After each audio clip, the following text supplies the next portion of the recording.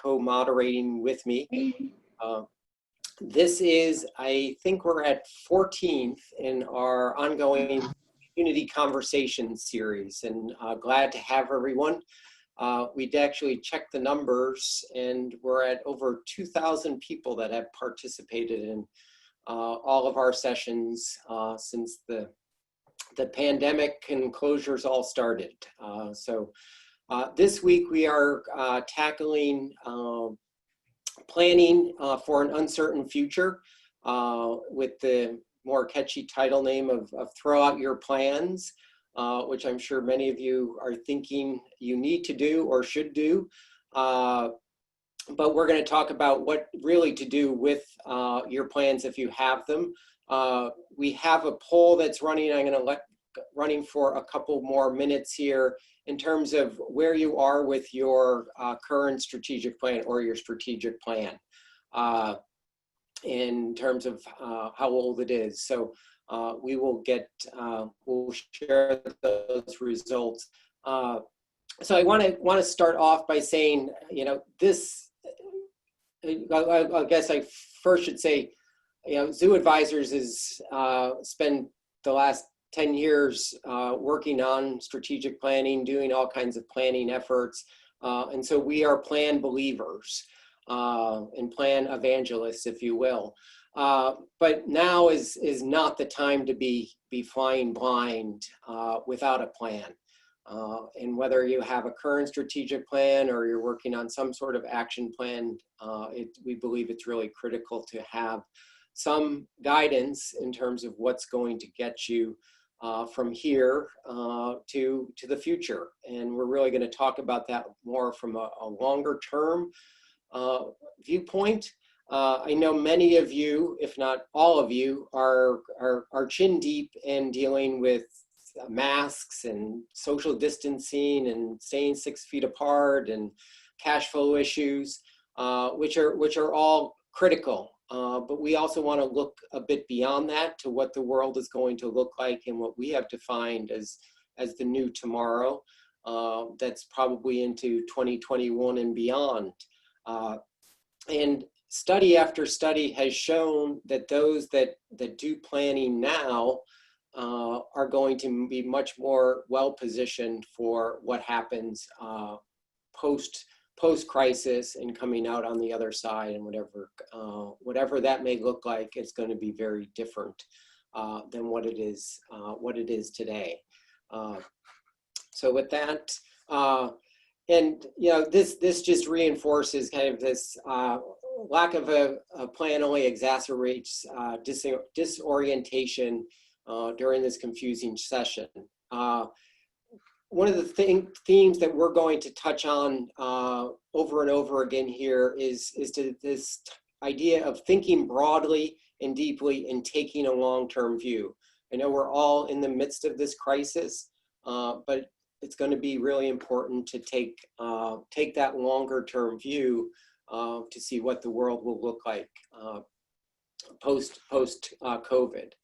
But another factor in terms of why planning is so important, it's also important to your donors. And this survey just came out from Charity Navigator, who is actually updating some of their rating systems for the organizations that they look at in terms of what is most important to donors. And as you'll see, strategy, the evidence of organizations planning and strategy, is tied for number 2 right after impact. It's right up there with cost per outcome and then the overall financial sustainability.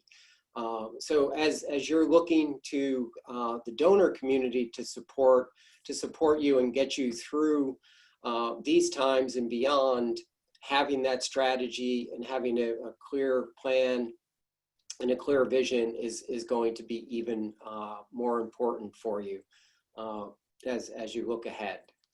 As we did our research for this session, we came across a lot of great information, which we will share with you in terms of resources and links to some of these different articles and stories.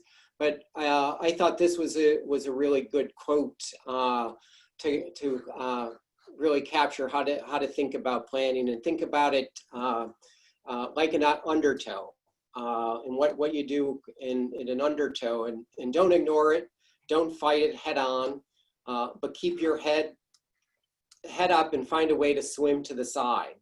A good strategic plan for coronavirus finds a way to look beyond the immediate circumstances, recognize a small number of plausible scenarios that will result, and guide near-term actions with a clear view of how the world will be different once we emerge on the other side. Again, it's that longer-term view and looking at some multiple scenarios. And at the end of this session, we will share some of those key steps of what we think you'll need to do as you look at different planning efforts and ways to approach this. Kathy? Yeah, David, I don't know about you or the rest of you, but I kind of wish I were swimming right now. I'm in Philadelphia right now, where it's 91 degrees and about 95% humidity. So undertow or not, I'm heading for the beach. After we go to the beach, though, let's take a look at mission. And as David mentioned, we've been doing these webinars for weeks and weeks, months now. And along the way, we've been questioning, or we've heard questions about, yes, but what about mission? Can I afford my conservation mission, my education mission? And we've come to realize, we've always believed this, but we've really come to realize that your mission is critical to your future success. And this slide just demonstrates from a business sector, looking at 20 global companies that have really undergone successful transformations. What was common to all of these was a strong and strengthened sense of purpose, especially at this time. And if we think about some of the data that we've seen from AZA, from some of the impacts research, we know that mission equals revenue. And about a year and a half ago, we saw some research that said that organizations that promoted their mission were more financially successful than those that promoted themselves as an attraction or a destination.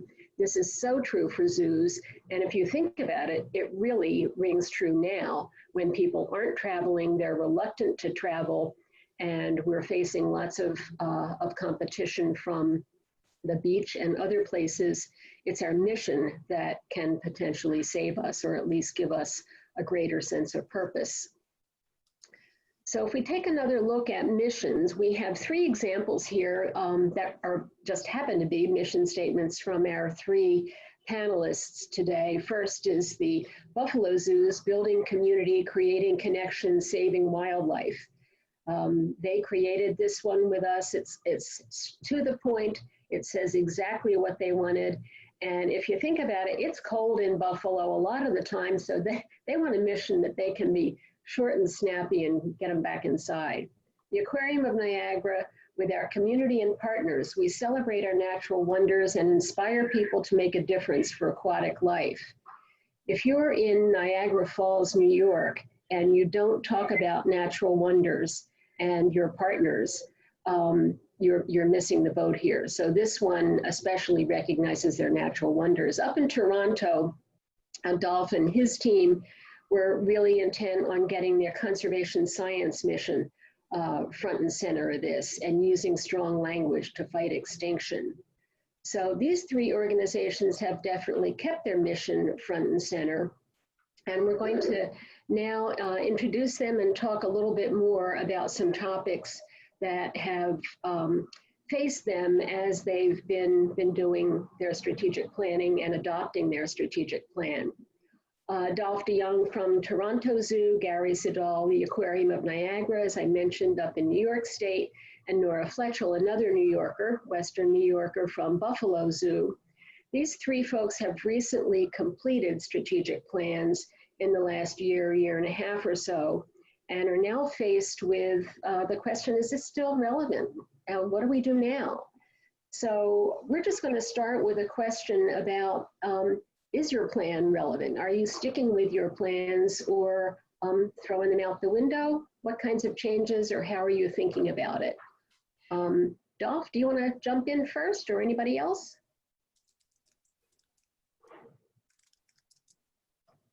Dolf there.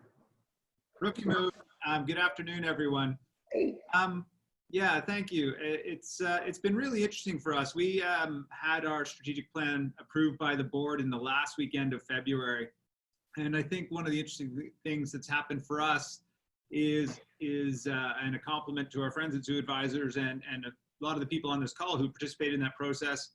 I think we'd effectively really read the tea leaves. 2 of the 5 tenets we had were talking about diversity and inclusion, and the other was technology. And both of those pieces have been key elements as we've leaned into the Black Lives Matter movement, as well as the realities of our COVID-19 world that was very clear about needing to provide those touchless entry options and those other experiences. So we're definitely sticking with ours. And when we talk about master plans, I'm interested in talking about where we're actually making a big shift. But it's held for us. The other shift that's really held for us was tweaking our mission to connecting people, animals, and conservation science to fight extinction. I think it's pretty similar for a lot of zoos and accredited facilities. But with COVID, we had the closure, and virtually every media call, I could talk about how our goal is connecting people, animals, and conservation science to fight extinction. It's really hard to do that when we can't welcome people in our front door. So it gave us a real good jumping off point to get into the bigger discussions we wanted to have about what's going on in our natural world and what's going on at our zoo. That's great. That's great. I really like the way you've connected your mission with your media. Gary or Norah, who wants to jump in and let us know what you're doing with your plan? If Norah doesn't want to jump in first, I can throw some comments out there.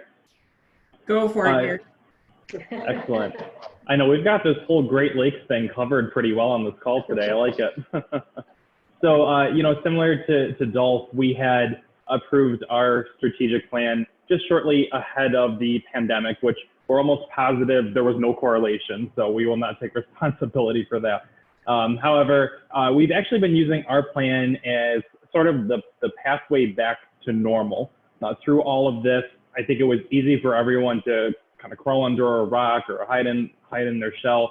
And what we've attempted to do has been to really use the plan as our pathway to normalcy. So we've continued throughout this process of kind of moving towards reopening and rebuilding in an attempt to use the plan and leverage our strengths going forward.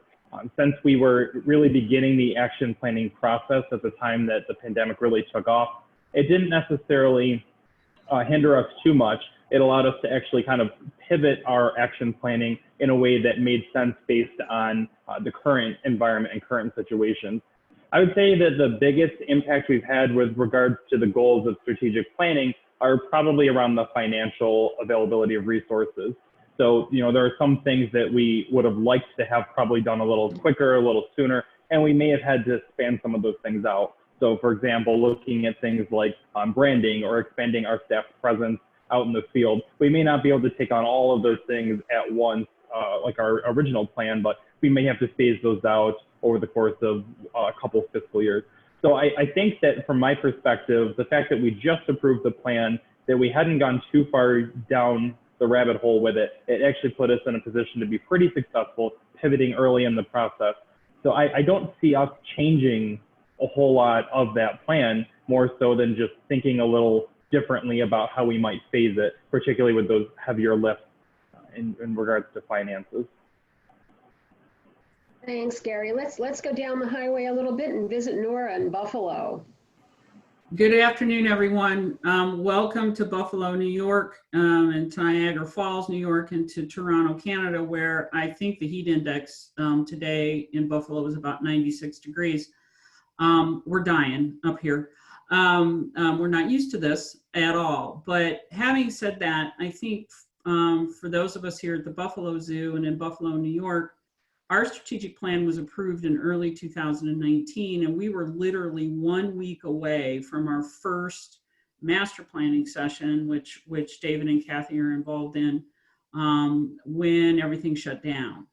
So I see this, our mission statement is built around these 3 tenets, but there's actually an arrow that joins building community, which leads to creating connections, which leads us to our ultimate goal of saving wildlife. So we are re-embarking on our master planning process literally next week. And we are using, I would say, these first 2 tenets of our mission statement that talks about building community, that talks about creating connections, and really using those as foundations for our master planning so that we can still achieve our ultimate goal, right? Which is for all of us is for saving wildlife and wild places. So I'm a firm believer in the glass is half full, and we're going to make lemonade out of these millions of lemons that we've been handed. It's not easy to do that on a daily basis because we are getting caught up in the, the mask non-compliance and all that type of stuff going here. But I think what we can focus on now is using this as an opportunity when we are going to have to embrace technology like Dolf is talking about. And we are going to have to embrace looking beyond our physical borders to make a difference, whether that's virtually or whatever it might be. We can really use this as an opportunity to be creative, to be smart.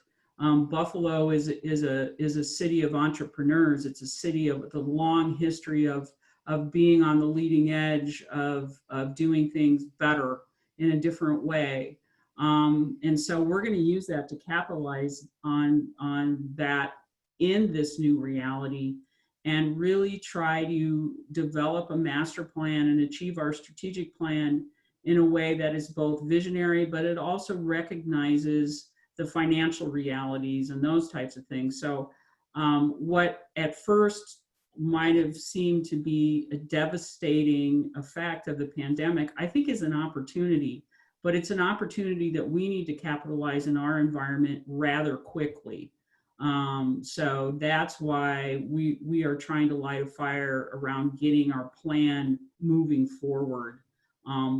Strike while the iron is hot kind of thing. Norah, did you have any pushback from any of your board or anybody else, any of your other stakeholders in terms of embarking on the master plan now at this point? No, it's interesting. I had a few people say, and I will admit it's been more internal, say to me, well, how can we do this when you can't come to Buffalo? And we can do a lot through these types of settings. And now that we've decided to move forward, I'm hopeful that we will actually get stronger board engagement. It seems to be easier. I think we're all experiencing this a little bit. It's easier to get people to sign on to a Zoom meeting than it is right now to get them to get in a car and drive to the zoo for a meeting, right?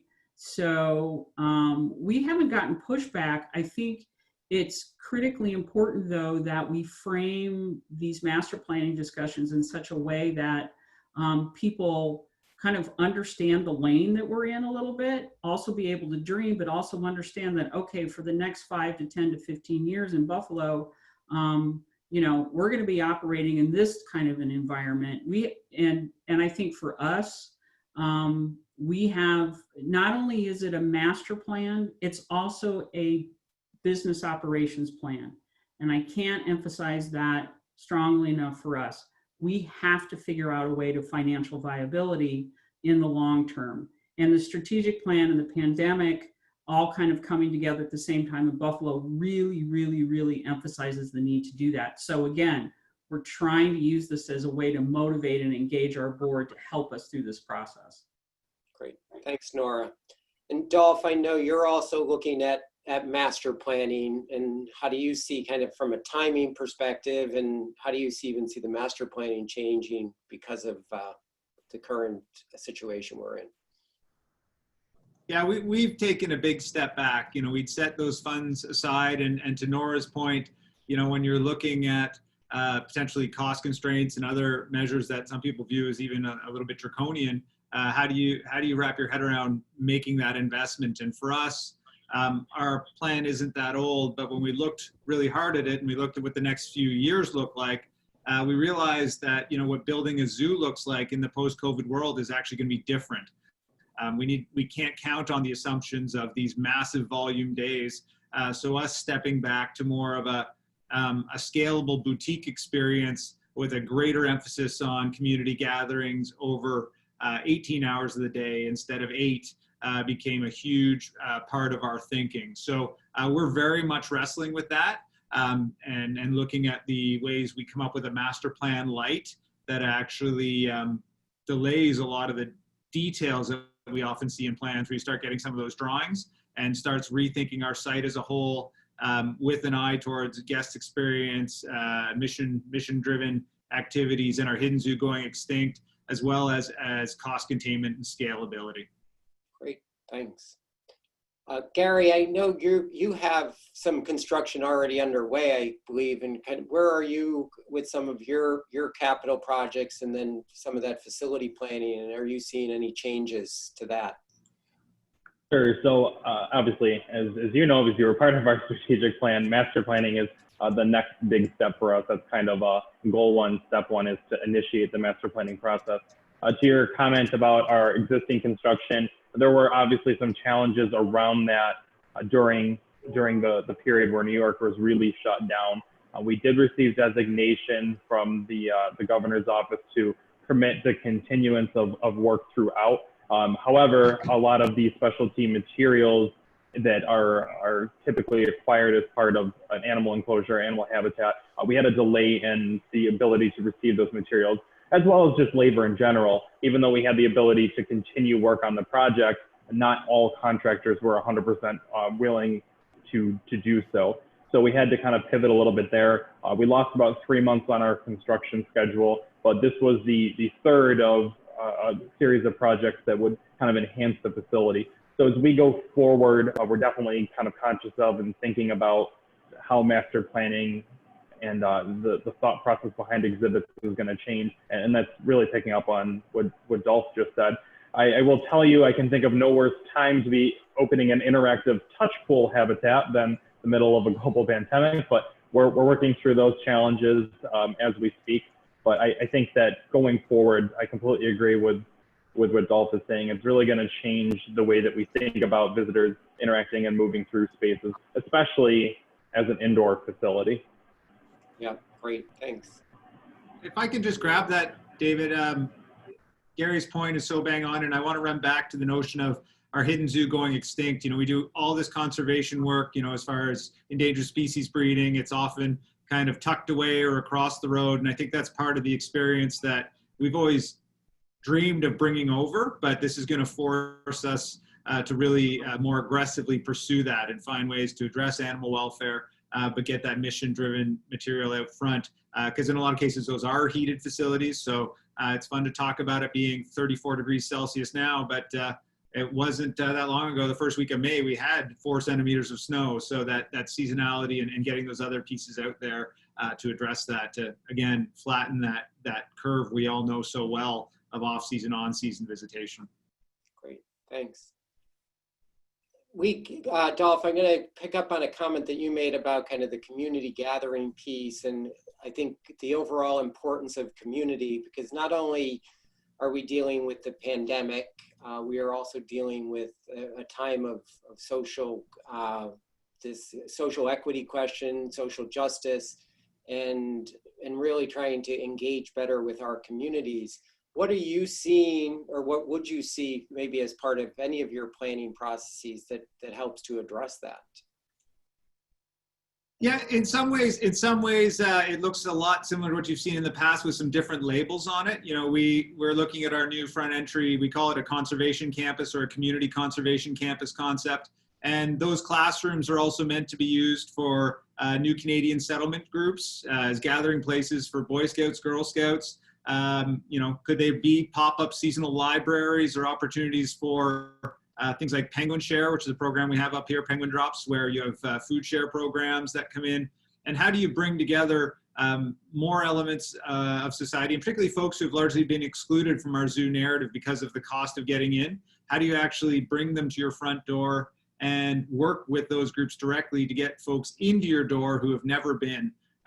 We have a quiet goal here that I don't tell my board too often. You know, yes, we always want to get budget, but if we can't get budget, we definitely want to get our numbers in as far as people, and paid or unpaid. I want to make sure we're making those connections. So how do we build those pieces right there? How do we get animal content out there safely as well? So this notion of you don't have to enter the paywall to actually have a bit of a zoo experience and start that activation, and ideally use that as a pipeline to make sure our staff and our team reflect our community so people see themselves in the story, and we've thought about all parts of that pipeline long term. Great, thank you. Norah, thoughts as you're starting both the master and business planning process in terms of thinking more about the community piece, is also because it's central to your mission? Well, I think for us, and I literally am working on this now. I think it's helping our funders and our constituencies understand the value of the zoo in a different way.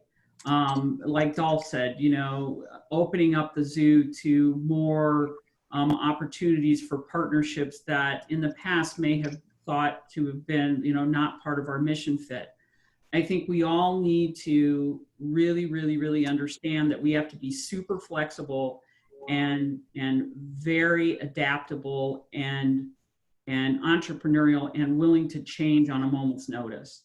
And so at a smaller organization like the Buffalo Zoo that's really in this what I call storming stage, we're not norming yet. We're still kind of storming and forming as we go along here. We have to grab a hold of things that we can grab a hold of. And so if that means that we have to shift and grab onto a community partnership that a couple of years ago we might have thought, well, is that really what we want to be doing in terms of our master plan? Well, I think the environment that we're in now is we can grab a hold of that, because one fundamental part of our master plan is reaching outside our physical boundaries. And so what does that mean to be more welcoming and more inclusive? So I think there's innovative and creative and easy ways to push all of those things with our community partnerships through that filter and come out on the other side of it and say, yes, you know, is it to our advantage either from a mission fit or a financial perspective? And 90% of the time, the answer to that question is yes. And if it's not necessarily yes, how do we sit down with those stakeholders and make that answer yes? It's all about being adaptable and being willing to try things that are different, try things that are new. And in this community, that's a bit of a challenge, but it's critically important. Great, thanks. Yeah, that notion of new, sorry, David, I keep doing this to you. I just want to grab a concept we're kicking around. You know, we've been working with the Dwayne Durasario Foundation in Toronto, and he's a Canadian soccer player. And we're rich in one thing up here at the Toronto Zoo, and that's real estate, right? At around 600 acres, we actually have land. So, you know, we're looking at things like, do we actually have to rethink that picnic area to also be a soccer field? So certain groups who don't traditionally have a big interest can have soccer camp, and then we can start putting, you know, environment camp or zoo camp on the back end of that to keep broadening that appeal as opposed to just going back to the same bag of tricks. So we're rethinking kind of that land use and, you know, multi-use from a different green lens as far as activation.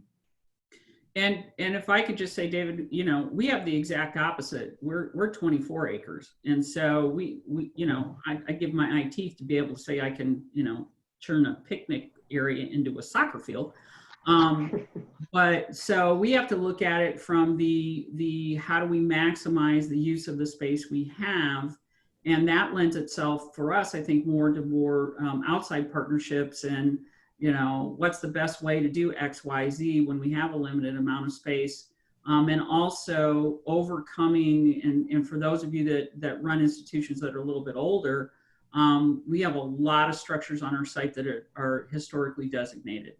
And so renovating and being innovative about how we use those spaces in this kind of post-pandemic world is going to be a challenge, but it's also an opportunity to bring in, you know, thought leaders around redevelopment and things like tax credits and things like, you know, overcoming those challenges with historic designation in a new, bright and exciting way.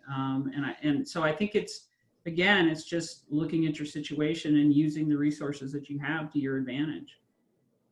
Well, Norah and Dolf, you're just a short ride across the lake there. You know, you can figure out how to share resources in some of that space there. And then Gary's just even a short ride the other way. So well, and I think, David, I think that's a really important point, and that's part of our strategic plan and will be part of our master plan is you know, we're kind of a triangle up here, the three of us, and you know, the border, although right now apparently 80% of Canadians don't want the United States-Canada border to reopen. I don't understand why. But I think there's a lot of ways that we can partner more strongly, even across a national boundary. Those things are easily overcomable in today's world. that's great. Gary, wanted to just give you an opportunity back to that community question. I know community was also an important part of our discussions in your strategic plan, and kind of, are you seeing any changes? Are you making any changes in terms of some of your plans given all of that's been going on in the last couple of weeks? So, you know, it's been interesting. Community for us and in regards to our attendance and our makeup is somewhat of an interesting conversation. So I had shared with Norah last weekend, I think it was the 4th, some of our visitation statistics and where folks were coming from. And our split was pretty substantial. About 50% of our attendance was local within our kind of metropolitan statistical area, but about half of our visitation was from across New York State. And that was kind of interesting for us. So we had people coming in from the capital region. We had people coming in from the southern tier. We had people coming in from all over New York State. And each of those regions, even within a state, you know, varied quite a bit in terms of their expectations and their willingness to comply with kind of what we were being asked. So it was somewhat interesting as people came in and we were dealing with some of the challenges of, for the most part, people were good with masks, but the folks that maybe had a little bit of a harder time with complying with the mask wearing all seems to be kind of from a specific area. So it's been a little bit interesting. I will say that, you know, having a large tourist presence coming through our facility, being here in Niagara Falls, those individuals have been fairly forgiving, fairly understanding. And, you know, there's this word innovative being thrown around a lot. Both Norah and Dolf said it. And I think that's really what we've tried to do is stay ahead of the curve, explain to the visitors what we need from them, whether they're here locally or they're from out of area, and explain the logic behind what we're doing, some of these things. And that's made it a lot easier. So we've really tried to include them with some of that. We have a bunch of staff collecting data today from visitors, asking them not only about how they feel we prepared for the COVID procedures, but also how do they feel we did communicating it. I think that that's valuable data that we can reflect on with our local audience here in our close community, as well as the other demographics that we serve as kind of being a downtown tourist type destination. Great, thanks, Gary. Yeah, I'd just like to jump in here with one more question for our panelists, but I want to make sure as soon as we go from that one that we come back and talk about some of the creative ideas that the rest of you may have related to engaging your community. And especially I saw in the chat room, I saw a question from Lisa New down in Knoxville about the 18-hour model, how we're spreading guest experience over a time span and also literally over our site. But before we talk about that and invite everybody else in, I'm just curious for the three of you, Dolf and Norah and Gary, what have you heard from your boards? Has your board been, I think Norah, you mentioned it, have your board been supportive? Have they questioned your direction? Anybody? I'll jump in. Yeah, I think it's been fascinating. Mike Crowther from Indianapolis, since retired, I think all of you know him, would always tell me about, you know, simultaneously leading your board and deferring to them. So it's been very interesting in that, you know, we would describe a future or describe an option and then go, we could do this. And they've been pretty amazing about going, yeah, that sounds great. The the other thing that's happened with our board, particularly with the financial constraints, is they've taken, I won't call it a cavalier attitude, but they've said, yes, we want you to have an attention to the finances, but the conservation programs in a lot of cases won't wait. Taking a year off breeding blandings turtles means a 2-year gap. So they've been incredibly supportive, I have to say, and been one of the few highlights of this for me. I would That's echo. great. Yeah, I would echo what Dolf is saying. One of the most disappointing conversations I've had to have with my board in the last 2 months was the fact that we made May's budget. And our original 2020 budget for May, we met that budget. Now, to some of us, that's a victory. That's a huge loss for the Buffalo Zoo, because I cut expenses by almost 40%. And so that put us behind. And so when I went to the board and I said, I'm disappointed in this, I'm not happy that we met our budget and that we've had to curtail so many things. And they were 100% supportive of that. And they are pushing me to, not all of them, but some of them are pushing me to spend the money now. Go ahead and spend it. Don't slow down. Now you have to counterbalance that with, I got to pay the light bill at the end of the month, right? So it's kind of, it's like everything else we do. Your audience drives how you're going to present that message. So I talk to those of our board that are very business minded about the business aspect of what we're doing. I talk to those of our board that are more philosophically driven by, the treasure that the Buffalo Zoo is to the community. I talk to them in a different way. So it's just about, staying with your goals, keeping your board informed, and encouraging them to respond and encouraging them to participate. So it's a continual thing. It's trying to be top of mind with them at all times, I think is really been helpful to us. Great. Gary. You always take going third in line with this group because, everyone on the call is just so well spoken and has such great ideas. And I think our board has been, overall very supportive. I think it took a moment to kind of pivot from where we had been at. We truly had been celebrating somewhat of a renaissance. There hasn't been a board meeting in 3 years where I haven't talked about shattering an attendance record or exceeding revenue goals or something like that, or growing staff. And it was a very harsh and quick turn once March kind of came around. So after we got them kind of through the April timeframe where we got everyone comfortable, everyone was on the boat, they had their life jackets on, and we said, all right, listen, the tone of the meetings is going to change a little bit. That doesn't mean that things are falling apart. It just means that we're going to have to put to the test all of the great work that has gone into the organization.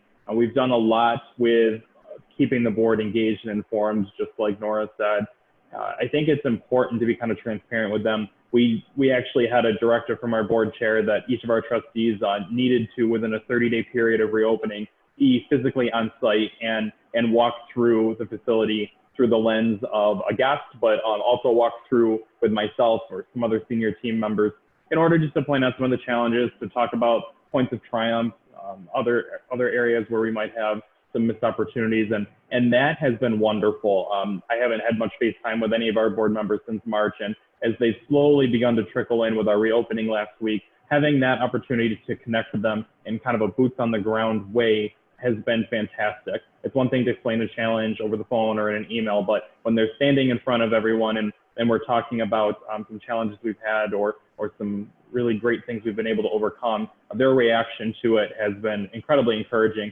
And I'll also share, as I'm sure it's no surprise to anyone on this call, that our staff members, seeing board members walking around and seeking to understand the situation has been a real morale booster. So that's something that's gone pretty well for us.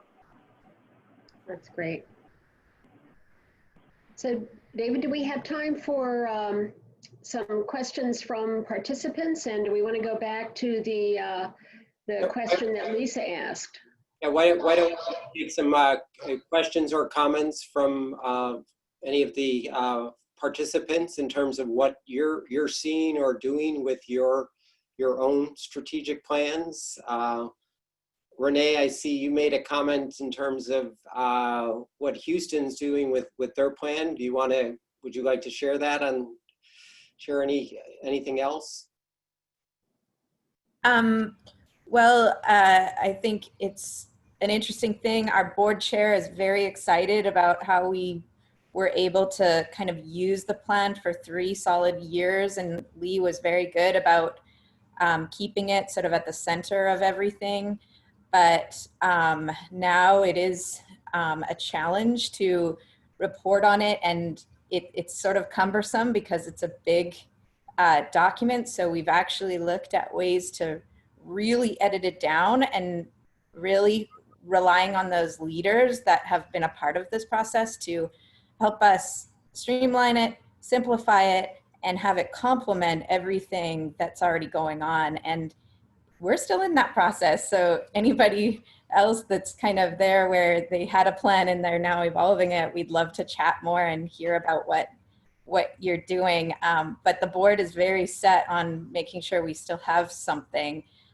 Just the way that the plan was before is just a little too cumbersome and big to be navigating these waters now.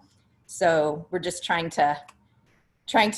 out different techniques on this, but it's very holistic approach because we're using all of what we've learned from using the plan to date and just trying to evolve it to what's happening now. Great. Yeah, you know, Renee, your note said you're in year 3 or finished year 3 of a 5-year plan. That may tell us something about the timeframes we should be looking at as well when we think about planning. Yeah, Kathy, that's a great point because I think you know, we've typically seen 5-year plans and then evolving more to 3-year plans. I think strategic plans are going to have to be looking at some shorter windows. I do believe some of the core functions of your strategic plan, like your mission and your vision and your values, will not change over those 3 years. I think people will remain committed to those, but really thinking about how those goals and objectives and different strategies really need to adapt and move quicker. And a couple of the things that I heard throughout the conversation is how we need to be flexible and adaptable. And I think we need to develop plans that will do that as well. And then I know, Lisa, you had asked a question about other ideas on the 18-hour day. Can we spread our guests and our experiences more broadly and embrace our community differently? Did anybody else want to address that? I think that was sparked by Dolph's comment, perhaps. And we spread our hours as well. We're open until 9 o'clock on Friday and Saturday nights. So spreading people out has been a huge opportunity. Again, going back to the fact that we're in kind of a tourist area, a lot of times people will do the staple Niagara Falls activities and then have dinner, and then they kind of go, all right, well, what's next? They're not doing fireworks and things like that. So we've identified an opportunity there to make ourselves available, and we have seen guests really taking advantage of that. We have not done that here in Buffalo, primarily because we've got some staffing challenges around that. And so it's trying to balance and really look at the bottom line right now as it relates to that. So what would it take us expense-wise to stay open later versus what is the return? And, you know, I admire Gary because it's a different situation for an indoor facility. And he is, even though he's only 25 minutes away, from us, it's a very different environment, and it's a very different, I think, guests in a lot of ways than what we see. So I think it's one of those kind of individualized cases of you know, what fits best for your institution. It's just for a variety of different reasons for us, it's just not working out. I think is our capacity and you know, there's a possibility there, but I ran some dollars and cents numbers and it's just not doable. I'd have to hire a lot more staff in order to do it effectively, and I just don't have the bandwidth for that. I'd be completely upside down. So again, for right now, it's not on the table, but it's certainly something that we'll be taking a look at.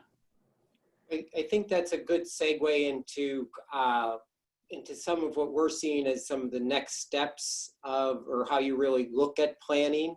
And I want to go back to sharing the screen here.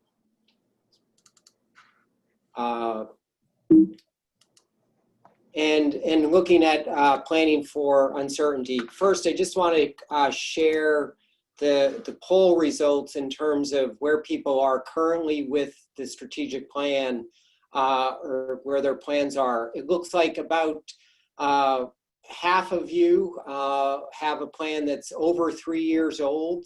Looks like 51%, if I'm doing my math. A couple, well, one person saying we're clueless and where things are, and then 13% of you have relatively recent strategic plans. So I think this just points out this opportunity to really look at how you redevelop your plans. If half of you, your plans are already out of date, how do you approach planning for the future? And so I wanted to just share a couple of slides here. Again, as we did our research and looked at how planning is adapting to this new world we're living in, and how you really look at your planning. There's a couple of articles.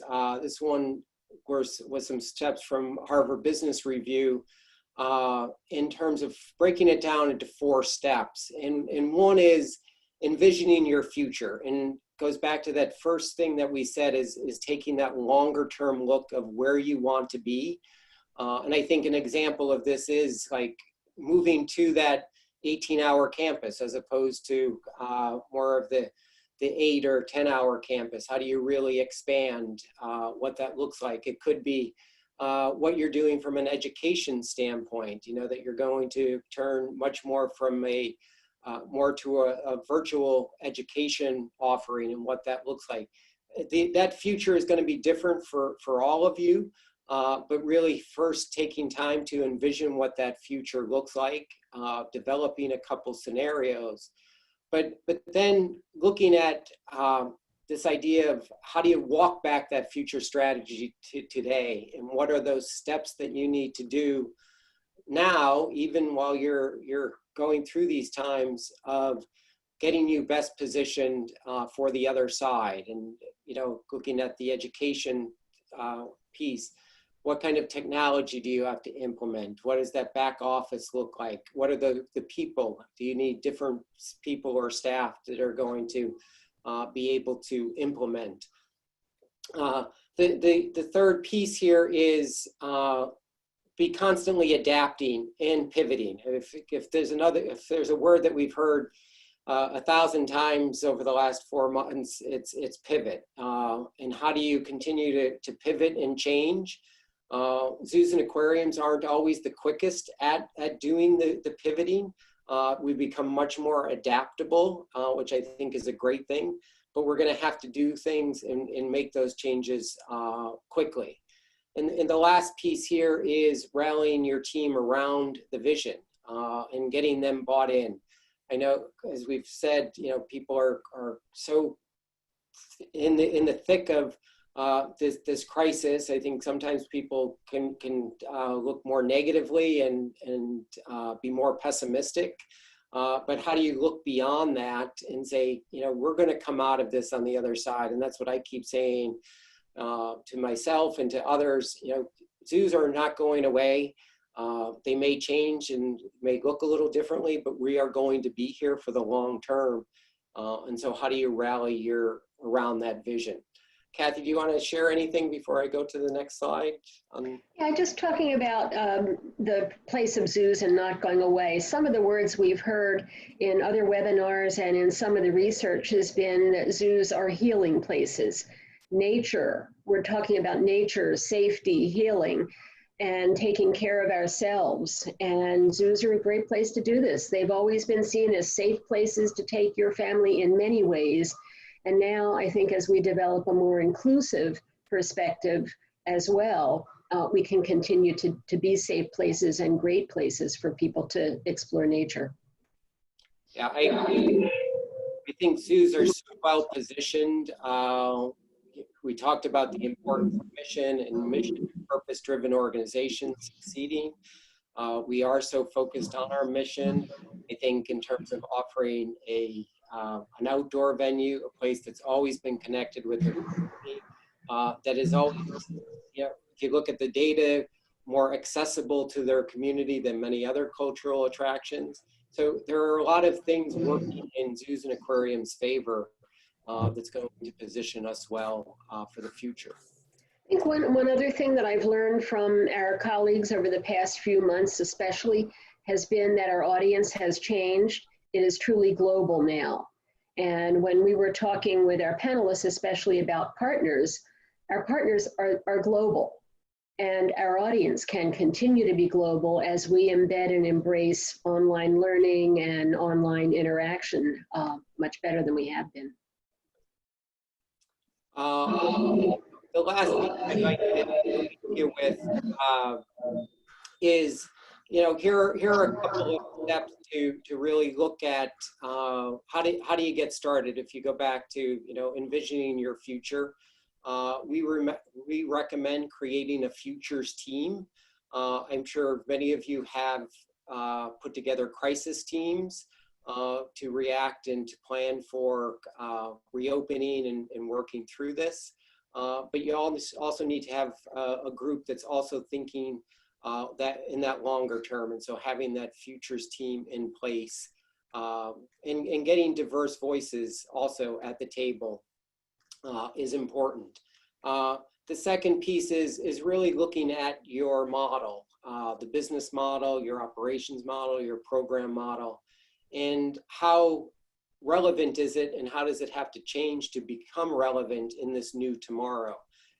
Are we going to be defined by the number of visitors coming through our gates? Are we going to be defined, or the success defined by per caps? That may change. Success may be how many people we impact out in the community, our connections with the community. It may be different dollars that are flowing into the organization. And so really looking at how that model needs to adapt and adjust for some of the new things that will be coming out of it. The third piece here is bringing in and listening to new and outside voices. This is always an important part of any process work that we do, but I think it's even more important today of making sure you have diverse voices at the table and at all levels and different groups, different demographics, different backgrounds. Because they're going to bring in new ideas, new, different, and innovative ideas as part of the work. And the last piece here is identifying and allocating resources to move ahead. This may seem difficult at this time because how do you want to allocate the resources when you're maybe making cuts in other places? But putting time and dollars into this will be important because you want to be prepared for what's next, and it doesn't have to be full-blown processes and lots of dollars. You can do this more quickly and more effectively, kind of with smaller teams, smaller groups, smaller processes to get going and to do that work and move ahead. So those are a couple of things in terms of as you look at your planning, but leave you with kind of one last slide here in terms of why it's important to plan. Tomorrow belongs to the people who prepare for it today. Couldn't be said any better here in terms of why this is important, why you need to be thinking ahead. Before I wrap up, any last thoughts from Gary, Norah, or Dolf?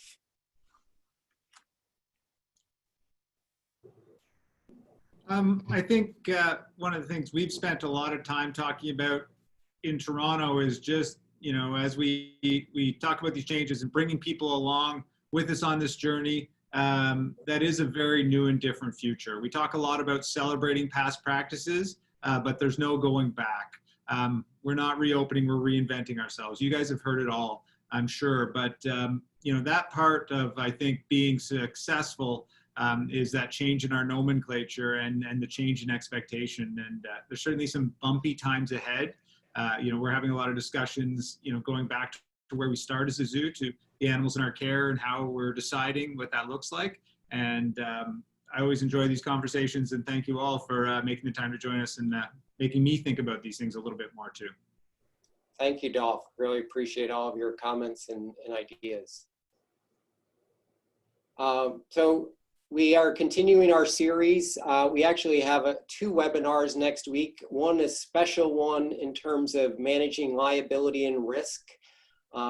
We identified this as a hot topic and have brought in some outside experts with insurance and legal background to comment on this in terms of how organizations can manage that risk, both for your guests and your staff, and what kind of liabilities. I know it may sound like more of a niche topic, but I think it really applies to everybody. So you can check out more of the details on our website. And then next Thursday, we are doing one on restructuring, mergers, and closures, and how the AZA or the zoo and aquarium landscape might look differently as you look at potential restructuring, and maybe not within AZA organizations, but other zoos in terms of closures and what that means for AZA zoos. So going to be an interesting topic. We're bringing some outside speakers into that as well. So hope you can join us, but really appreciate Dolf, Norah, and Gary for participating. Kathy, thank you for your co-facilitation, and look forward to seeing everybody on a future session. Thank you all for everything you do. Thank Be you. well.